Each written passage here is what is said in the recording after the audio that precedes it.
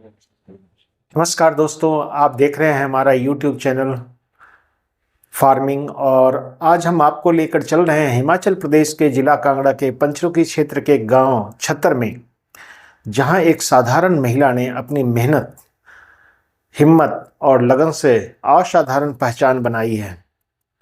हम बात कर रहे हैं श्रीमती रोजी कुमारी की, जो आज गांव की महिलाओं के लिए एक प्रेरणा का स्रोत बन चुकी है। दोस्तों, गांव छत्तर जो तहसील पंचरुखी के पास या जिला कांगड़ा हिमाचल राज्य में, या कह सकते हैं हिमाचल प्रदेश पहाड़ों की गोद में बसा एक खूबसूरत इलाका भी है। यहीं से शुरू होती है रोजी कुमारी की संघर्ष की और सफलता की कहानी।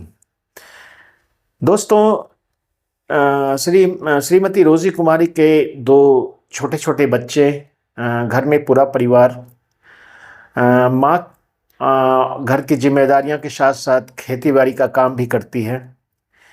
लेकिन इन्होंने कभी हालात को अपने सपनों पर भारी नहीं पड़ने दिया। इनका सपना था कि मैं कुछ करूं। रोजी कुमारी नॉर्मली पारंपरिक खेती के साथ साथ आधुनिक सोच भी रखती है। ये बेमौसमी सब्जियों की खेती करती है, खास करके सर्दियों वाली।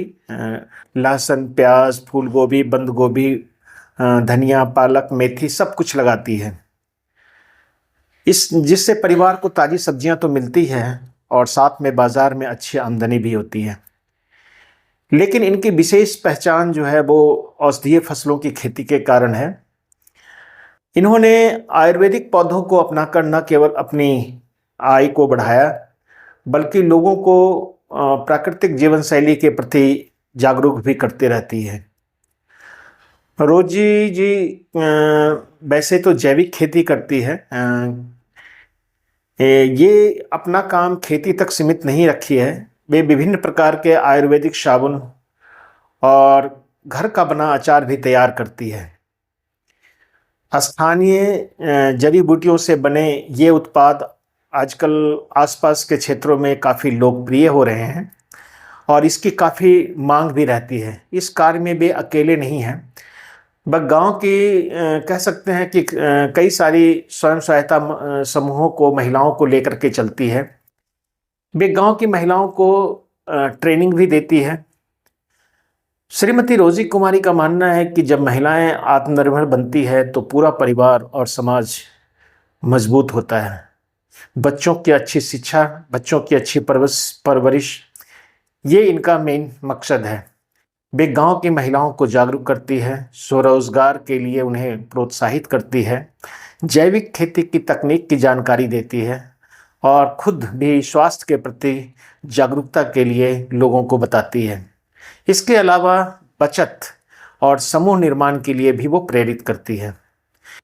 उनके इन प्रयासों से कई महिलाएं आज अपने पैरों पर खड़ी हो रही हैं। इनका जो रोजी कुमारी हैं, ये जिले में या राज्य में लगने वाले विभिन्न प्रकार के प्रदर्शनी, एग्जीबिशन, किसान मेले वगैरह में पार्टिसिपेट करती है और इनको कई सारे पुरस्कार भी मिल चुके हैं। रोजी कुमारी केवल सब्जियों और औषधियों की फसलों तक सीमित नहीं है, वे धान, गेहूं, तिलहनी फसलों की भी खेती करती है। इससे उनका परिवार आत्मनिर्भर बना हुआ है। अनाज भी घर का, तेल भी घर का, पशुपालन भी है, बाजार में बेचने योग्य सब्जी है या उत्पाद, कई सारे उत्पाद भी हैं। रोजी जी के पति घर पर ही प्राइवेट काम करते हैं और परिवार का पूरा सहयोग भी करते हैं। दो छोटे बच्चों की परवरिश और घर की जिम्मेदारी और खेती, इन सब के बीच संतुलन बनाना आसान नहीं है, लेकिन रोजी कुमारी ने इसे संभव कर दिखाया है। आज ये काफ़ी मेहनत करती है। लोगों के लिए ये अपने इलाके में प्रेरणा की स्रोत है। रोजी कुमारी की कहानी हमें सिखाती है कि अगर इरादे मजबूत हों तो संसाधन की कमी भी कोई रास्ता नहीं रोक सकती।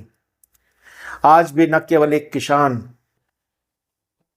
ही नहीं है, बल्कि महिला सशक्तिकरण की प्रतीक भी बन चुकी है। उनकी सफलता यह संदेश देती है कि गांव की महिलाएं यदि ठान ले या समझ ले कि हमें कुछ करना है, तो वे खेती, छोटे मोटे कुटीर उद्योग और समाज सुधार हर क्षेत्र में आगे बढ़ सकती है।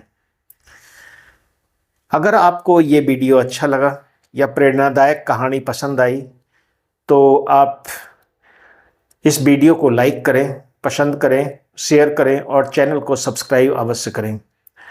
मेरा मानना है कि हमारे बीच में ही कोई बहुत ही सफल किसान भी है और कुछ किसान ऐसे भी हैं जो एक दूसरे के लिए प्रेरणा के स्रोत बन सकते हैं। ऐसे ही किसान और महिला उद्यमी की कहानी के लिए आप जुड़े रहिए हमारे साथ, और ताकि हम आपके इलाके में जो किसान हैं जिन्होंने जो बहुत अच्छे कार्य कर रहे हैं और उनके बारे में लोगों को पता नहीं है, वो उनसे संबंधित जानकारी आपको दे सकें।